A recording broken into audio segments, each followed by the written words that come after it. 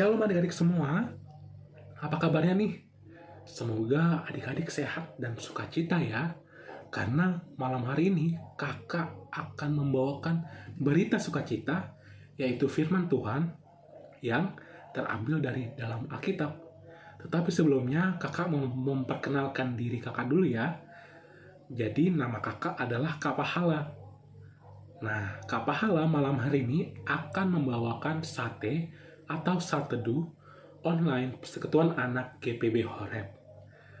Tetapi sebelum kita membaca Alkitab dan merenungkannya, kakak mau ajak adik-adik sekalian untuk berdoa.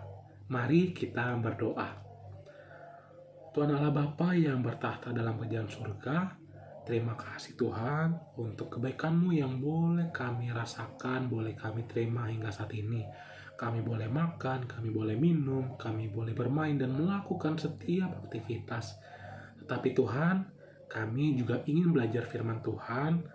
Kiranya kami boleh mengerti dan memahami dan boleh melakukannya dalam kehidupan sehari-hari. Inilah doa kami yang kami alaskan hanya di dalam nama Tuhan Allah Bapa, Putra Yesus Kristus, dan Roh Kudus. Amin. Baik adik-adik, firman Tuhan pada malam hari ini terambil dari 1 Samuel 9 ayat 11 sampai 13.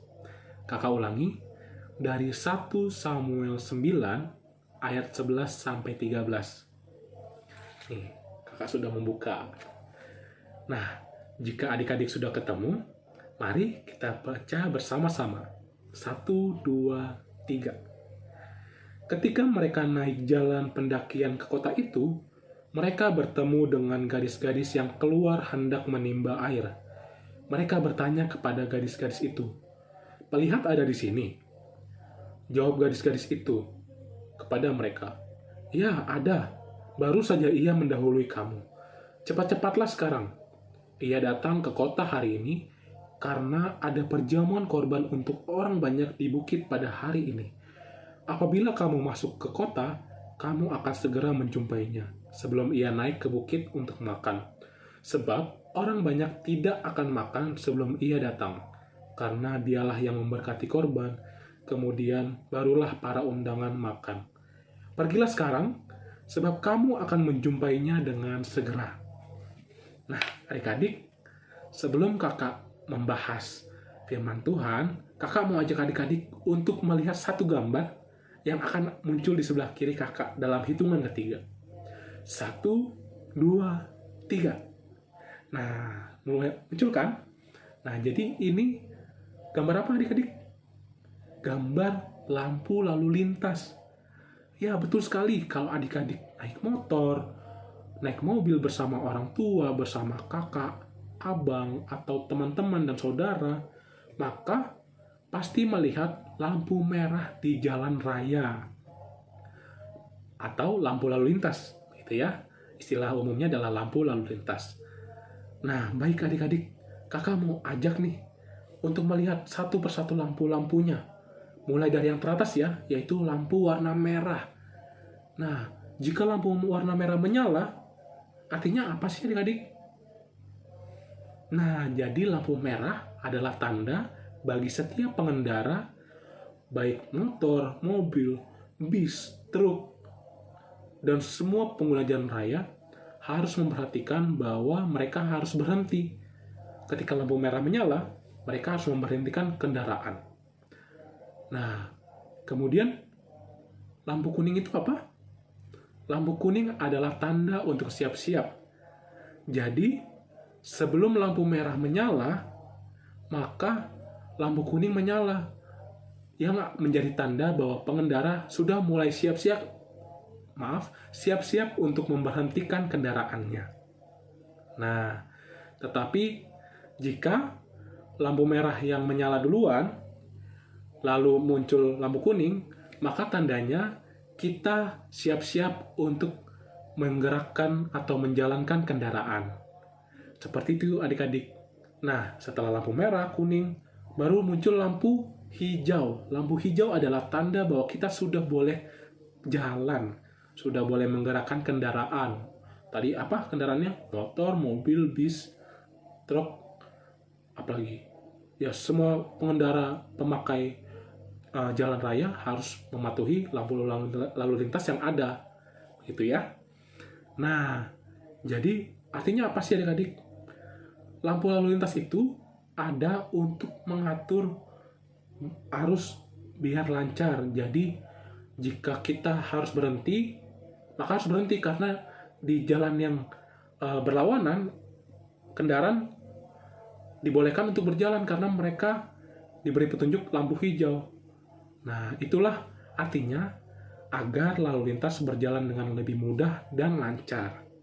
Nah, adik-adik, dari 1 Samuel 9 ayat 11 sampai 13 ini, Allah memberikan petunjuk pada Saul untuk menemui Samuel. Nah, Saul dan pembantunya tengah mencari Samuel untuk mendapatkan informasi tentang keledainya yang hilang.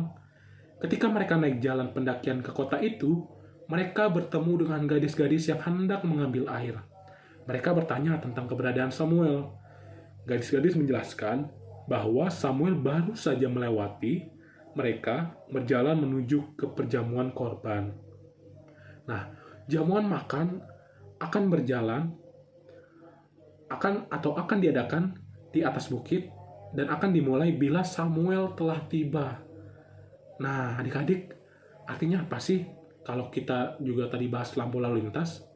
Nah, kakak mau ajak adik-adik untuk memahami bahwa setiap peraturan yang ada diadakan atau muncul atau harus dipatuhi agar kita merasakan sukacita dari kedamaian. Kenapa kedamaian?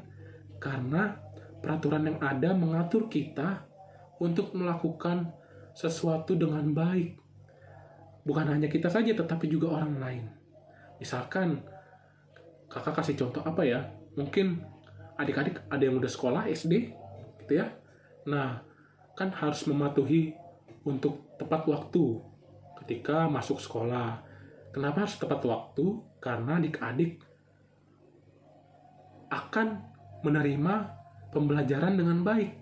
Jika kita terlambat, maka pembelajarannya akan tertinggal dan kita akan menerima hukuman dari guru.